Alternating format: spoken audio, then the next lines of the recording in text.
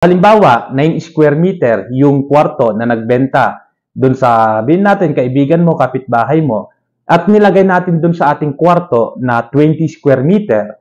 Ang mangyayari kasi doon guys, andar lang ng andar yung ating aircon. So, kadalasan sa mga 9 square meter or 10 square meter ay mga 0.5 horsepower yung ginagamit na aircon doon. Maliit lang siya. Maliit lang yung horsepower niya.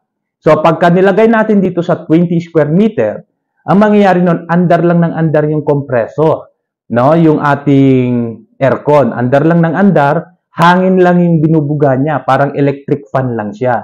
Hindi ka makakaramdam dun ng lamig na binubuga dun sa ating mga aircon. Dahil nga, mababa yung horsepower at the same time, 0.5 horsepower lang yung nabili mo o yung binili mo dun sa kapitbahay nyo, sa kaibigan nyo.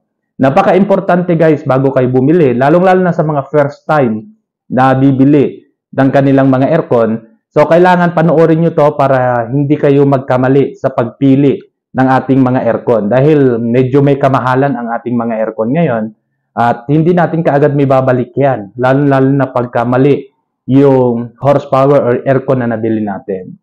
So, una na gagawin mo is sukatin mo yung area na paglalagyan mo. Paano nga ba tayo magsukat ng ating mga kwarto? Napakasimple lang guys. Ang pagkuha lang ng sukat ng ating kwarto is kunin mo lang yung length, i-times mo lang sa width is equal to area na yon. So, length L times W or width is equal to A o yung area. So, ganun lang, napakasimple lang ang pagkuha ng ating area ng ating kwarto. So, halimbawa, yung kwarto mo is 3 by 3. No? 3 meters by 3 meters, i-times mo lang yon. Pagka ano yung kalalabasan nun, yun yung square meter.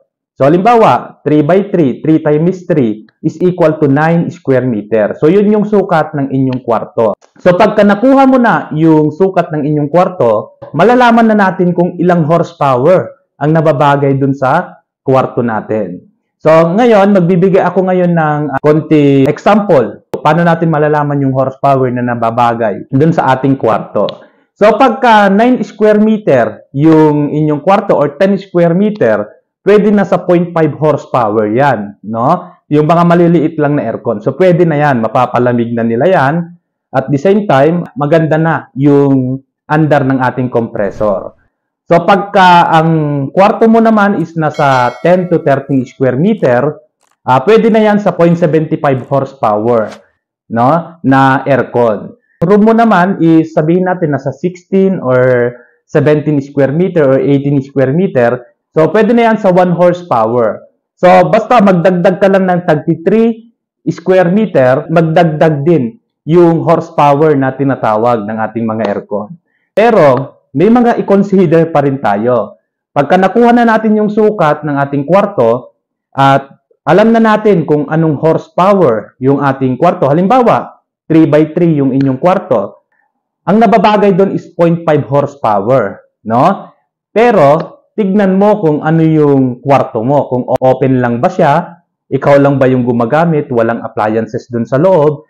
So, pagka may mga appliances like refrigerator, madaming gamit doon sa loob, medyo mag-add ka ng 0.5 doon sa ating mga aircon. Halimbawa kasi, yung kwarto mo is 3 by 3, 9 square meter siya, at sinalpak natin yung 0.5 horsepower, okay na yon. Eksakto na yung horsepower dun sa ating kwarto. Pero, pagka ang kwarto mo is madami pala kayong gumagamit doon, sabihin natin 4, dun sa 9 square meter na yun, 4 kayong gumagamit, tapos may refrigerator pa, may TV pa, ang dami nyo pang mga gamit dun sa loob, nakakadagdag yun kasi ng heat load na tinatawag. So, yung heat load na yun yung init.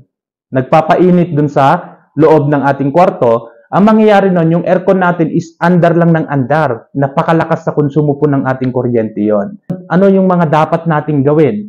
Pagka-loaded yung room natin. So, magdagdag ka lang. Halimbawa, 0.5 kanina yung nabili mo, add ka lang ng 0.5 ulit para maging 0.75 or 1 horsepower. Ang payo ko na lang sa inyo, pagka bibili tayo ng mga aircon, kunin nyo yung size ng inyong kwarto. Tapos, punta kayo dun sa bilihan ng aircon, hanapin nyo yung magaling mag-demo dun.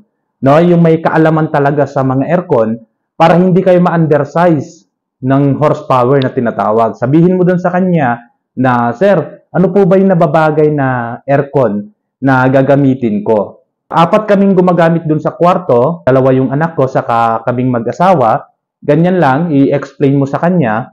Ang sukat ng aking kwarto is 9 square meter lang, pero may mga TV dun sa loob, may mga gamit kami dun sa loob, at direct sunlight siya, naaarawan yung pader, nakakadagdag ng init. Kailangan mong i-explain sa kanya yan para alam niya yung ibibigay niyang horsepower na aircon na nababagay dun sa inyong kwarto. Yan po yung mga kailangan nating gawin or tignan bago tayo bibili ng ating mga aircon. Yan lang yung mga tips ko sa inyo, guys. Sana nakatulong itong video na to sa mga nagbabalak na bumili kanilang mga aircon dahil sobrang init na naman ng panahon. Sana makakatulong itong video na to. So hanggang dito na lang, guys. Maraming salamat sa laging panonood dito sa ating YouTube channel. Bago natin tapusin itong video na to, guys, shout out muna tayo. Shout out pala kay Jazz MT, kay Melvin Juntila, kay Kate Aika, kay Annie Louie, Francisco de los Santos, Danilo Madriaga, at kay Josel Cortez. Maraming salamat, guys, laging panonood at pagsubaybay dito sa ating YouTube channel. So, kung ikaw gusto mo ding pa-shoutout, mag-comment ka lang dyan sa baba para pag gagawa ulit ako ng bagong video, ay isa-shoutout kita. So, hanggang dito na lang, guys. Kung bago ka pa lang at ngayon ka pa lang napunta sa channel na to, ay huwag mong kalimutan mag-subscribe and hit mo yung notification bell para updated ka sa mga videos pa na aking i-upload. Maraming salamat, guys. Mag-iingat po tayo palagi. God bless. Peace out.